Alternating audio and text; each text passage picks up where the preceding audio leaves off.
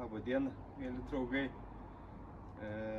Spalio 17 dieną šiandien, 25 metų, turėjom tokį įdomų projektą. Projektas įdomus vien dėl to, kad Anglijoje esam. Kitas įdomumas, kad padarėm tokius vartus, kurie sakė daug kas čia, kažin, ar čia įmanoma, neįmanoma, ar jie čia veiks, ar neveiks. Žmogus, kadangi vietos neturėjo, čia netgi ne 90, apie 80 laipsnių kampu suvažiuoja vartai. Norėjau slankiojančių vartų, vietos kadangi nėra, tai sukonstravom tokius segmentais suvažiuojančius.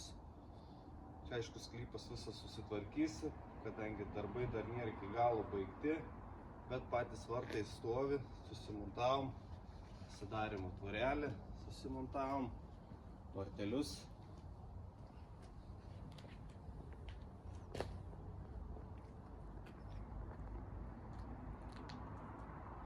Viskas atrodo gražiai, tvarkingai.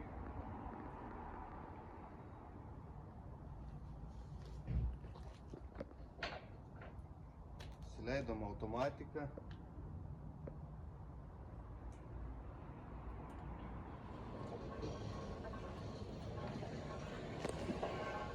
Viskas veikia pakankamai sklandžiai.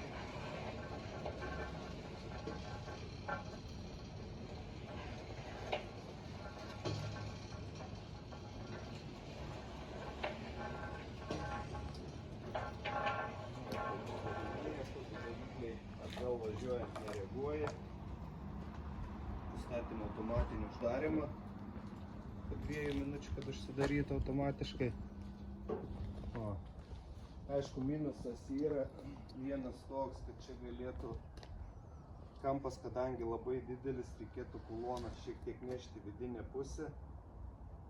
Bet čia, manau, klientas sakė, gal neš, gal neneš, neaišku. Važiavimas pakankamai platus, 6 metrai. Bendras vartų ilgis 9 metrai. Bet viskas veikia kuo puikiausiai.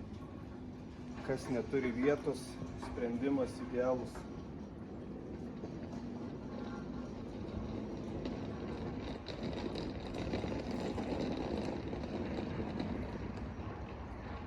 Vartai cinkuoti, dažyti metaliniu būdu. RAL 716.